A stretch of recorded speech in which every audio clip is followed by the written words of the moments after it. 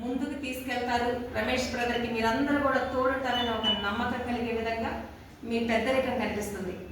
ముఖ్యంగా జాతీయ బీసీ సంక్షేమ సంఘం అనేది ఒక బలమైన రాజకీయ పార్టీకి ధీటుగా బలమైన నిర్మాణంతో అన్ని జిల్లాల్లో పటిష్ట కమిటీలు ఏర్పాటు చేసుకొని ప్రతి జిల్లాలో 1000 మంది లీడర్స్ని ఏర్పాటు చేసుకొని ముందుకు నడవడం జరుగుతుంది.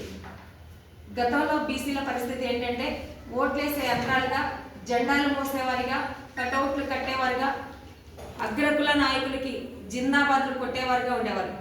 ఆ సంస్కృతిని మార్చాలి అని చెప్పి మా జాతీయ అధ్యక్షులు ఆర్ కృష్ణయ్య గారు కానీ, ఈనాటి మా రాష్ట్ర అధ్యక్షులు వై నాగేశ్వరరావు గారు కానీ, అలాగే ఇక్కడ ఉన్నటువంటి గౌరవ పెద్దలందరూ, ఈ రాష్ట్రంలో పనిచేసే బీసీ నాయకులందరూ కూడా ఒక ఉద్యమాన్ని కూడి కొన్ని సంవత్సరాలుగా సుమారుగా 45 సంవత్సరాల ఉద్యమ చరిత్ర ఆర్ కృష్ణయ్య గారు. ఆయనతో పాటు సుమారుగా ఒక 30 సంవత్సరాలుగా మా రాష్ట్ర అధ్యక్షుల వారు కలిసి పనిచేస్తున్నారు. మేమందరం కూడా ఒక 15 సంవత్సరాలుగా కలిసి పనిచేస్తున్నాం. ఏదైనా సరే జాతి ప్రయోజనాలు ముఖ్యం కాబట్టి జాతి ప్రయోజనాల కోసం ఒక బలమైన ఉద్యమాన్ని నడపాలి. అది ఏ పార్టీ అధికారంలో ఉన్నా సరే మనకు రావాల్సిన వాటాల కోసం ప్రశ్నించాలి, విజ్ఞప్తి చేయాలి, అవసరమైతే పోరాటం చేయాలని ఒక మంచి ఆశయంతో ఈ జాతీయ బీసీ సంక్షేమ సంఘం ఆంధ్రప్రదేశ్ నుండి శాఖ నడుపుకుంటూ ముందుకెళ్తున్నాం. ఈ 26 జిల్లాల్లో కూడా బలమైన కమిటీలు ఉన్నాయి. ఆ బలమైన కమిటీలు ప్రశ్నించుకుంటూ ముందుకెళ్తూ ఉంటాయి.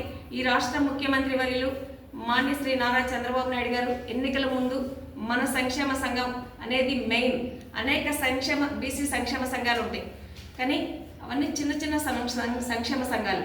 జాతీయ బీసీ సంక్షేమ సంఘం అనేది ఆర్ కృష్ణయ్య అంటే బీసీ అంటే ఆర్ కృష్ణయ్య ఒక ఘనమైన ఉద్యమ చరిత్ర. 30 సంవత్సరాలు ఖచ్చితంగా జాతి కోసమే పోరాటం చేసినటువంటి వ్యక్తి. ఆ తర్వాత రాజకీయ ఆలోచనలలో అసెంబ్లీలో ఉంటే కనుక మాట్లాడితే మంచి జరిగితే జాతికి, పార్లమెంట్లో ఉంటే మాట్లాడితే మంచి జరిగితే అనే ఆలోచనతో రాజకీయ ఆలోచనలు చేశారు.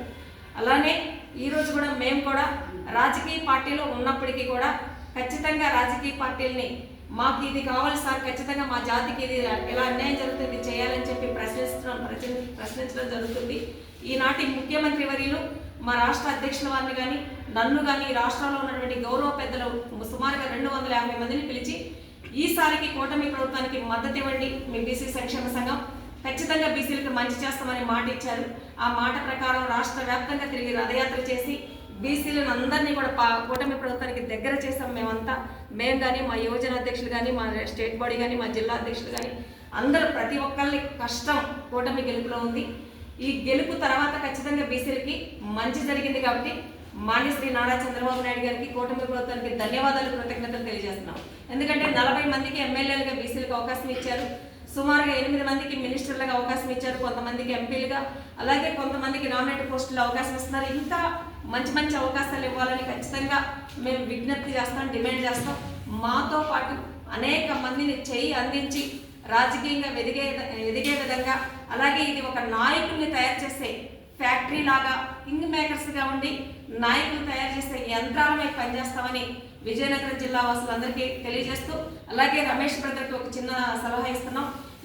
ఈ విజయనగరం జిల్లాలో ఉన్నటువంటి అన్ని నియోజకవర్గ కమిటీలు, మండల కమిటీలు, గ్రామ స్థాయి నుంచి అన్ని కమిటీలు వేసి మన జాతి ప్రయోజనాల కోసం ముందుకు నడవాలని అందరినీ కూడా కమిటీలో భాగస్వాములు చేసి ఖచ్చితంగా బలమైన బీసీ నిర్మాణానికి గౌరవ పెద్దలు అందరినీ వాళ్ళందరి సూచనలు సలహాలు తీసుకుని ముందుకు పంపించాలని ఒక మోడ్రన్ బీసీ సంఘానికి అంటే ఒక మోడ్రన్ జిల్లాగా ఈ జిల్లాని తీసుకునే విధంగా మీరు ఉద్యమించి పనిచేయాలని కోరుకుంటూ సెలవు తీసుకుంటున్నాను.